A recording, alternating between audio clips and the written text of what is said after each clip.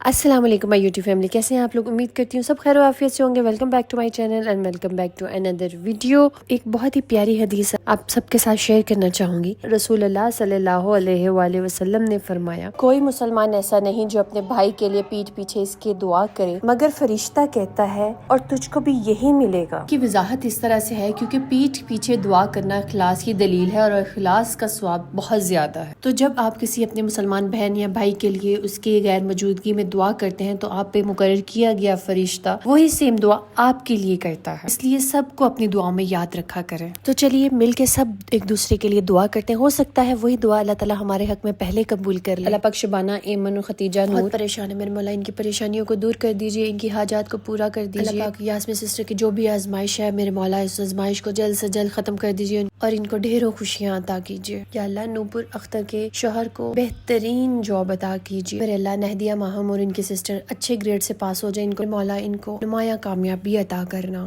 اللہ پاک صاحبہ ہادی کے والد کو صحت تندرستی عطا کرنا، ان کو مجزاتی صحت عطا کر دیجیے، آمین۔ اللہ پاک گل افشاں، نادیہ، مونا خان اور مسکان کو بہترین ہم سفر عطا کیجیے۔ اللہ پاک جو ان کے حق میں بہتر ہے میرے مولا ان کی قسمت میں لکھ دیجیے، آمین۔ اللہ پاک ہدایت نان کے ویزے کی جو بھی مشکلات ہے میرے مولا ان کو حل کر دیجیے اور رانا آصف کے بچوں کا سینہ اور ذہن علم کے لیے روشن کر دیجیے، آمین ثم آمین۔ اللہ پاک حاجرہ سیف اور معینہ فاطمہ کی بیٹی کو نیک اور صالحہ زندگی والی اولاد عطا کیجیے، آمین ثم آمین۔ تو چلیے ویڈیو سٹارٹ کرتے ہیں۔ ایک مرتبہ حضرت جبرائیل علیہ السلام نبی کریم صلی اللہ علیہ وآلہ وسلم کی خدمت میں بیٹھے ہوئے تھے تو اچانک انہوں نے اوپر آسمان کی طرف ایک زوردار آواز سنی اور اپنا سر اوپر کی طرف اٹھایا اور عرض کی، یا رسول اللہ صلی اللہ علیہ وآلہ وسلم، آج آسمان کا ایک ایسا دروازہ کھولا گیا ہے جو آج سے پہلے کبھی نہیں کھولا گیا، اور اس میں سے ایک فرشتہ نازل ہوا ہے جو آج سے پہلے کبھی بھی دنیا میں نازل نہیں ہوا۔ پھر اس فرشتے نے آپ صلی اللہ علیہ وآلہ وسلم کی خدمت میں سلام عرض کیا اور کہا، اے اللہ کے نبی صلی اللہ علیہ وآلہ وسلم، میں آپ کو اللہ تعالیٰ کی طرف سے دو نوروں کی بشارت دیتا ہوں جو آپ سے پہلے کبھی کسی نبی کو عطا نہیں ہوئے۔ نمبر 1 سورۃ الفاتحہ اور نمبر 2 سورۃ البقرہ کی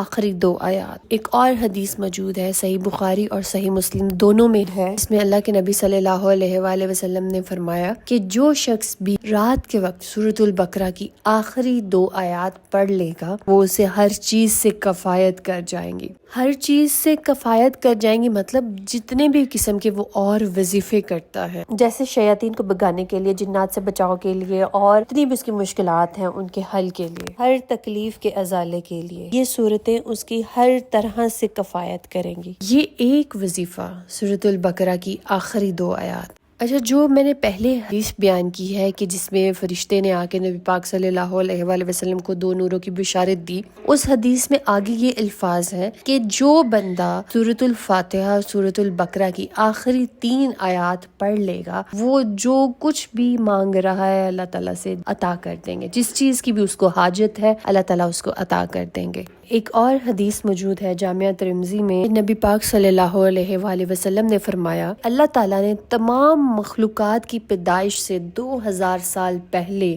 اپنے پاس ایک کتاب لکھی تھی، اور جامعہ ترمذی میں حدیث ہے کہ اللہ تعالیٰ نے سب سے پہلے قلم کو پیدا کیا اور پھر فرمایا، لکھ جو کچھ ہو چکا ہے اور جو کچھ ہونے والا ہے۔ اور جو کچھ ہو چکا یعنی قلم کی اپنی پیدائش، اور پھر جو کچھ بھی قیامت تک ہونے والا ہے، ایک ایک ٹائنی ڈیٹیل اللہ تعالیٰ نے اس قلم سے لوح محفوظ میں لکھوا دی۔ وہ جو اللہ تعالیٰ کے پاس ایک ہارڈ ڈسک ہے، بڑی ایک ریکارڈ ہے جس میں ہر چیز محفوظ ہے مخلوقات کی پیدائش سے 2000 سال پہلے، اس میں اللہ تعالیٰ نے جو آیات درج فرمائی تھی ان میں سورہ بقرہ کی آخری 2 آیات بھی ہیں جن کو اللہ تعالیٰ درج کروا کے سورہ بقرہ کو کمپلیٹ کیا۔ یہ کوئی عام آیات نہیں ہے۔ ایک اور حدیث ہے، اس میں نبی کریم صلی اللہ علیہ وآلہ وسلم نے فرمایا کہ اللہ تبارک تعالیٰ نے اپنے عرش کے نیچے جو خاص خزانہ ہے اس میں سے مجھے اللہ تعالیٰ نے یہ سورہ بقرہ کی آخری 2 آیات عطا فرمائی جو مجھ سے پہلے کسی بھی نبی کو نہیں دی گئی۔ ان آیات کی فضیلت کے لیے یہ چیز بھی بہت اہم ہے کہ یہ آیات نبی کریم صلی اللہ علیہ وآلہ وسلم پہ دنیا میں نازل نہیں ہوئی بلکہ شب معراج میں نازل ہوئی، جب نبی کریم صلی اللہ علیہ وآلہ وسلم معراج پہ گئے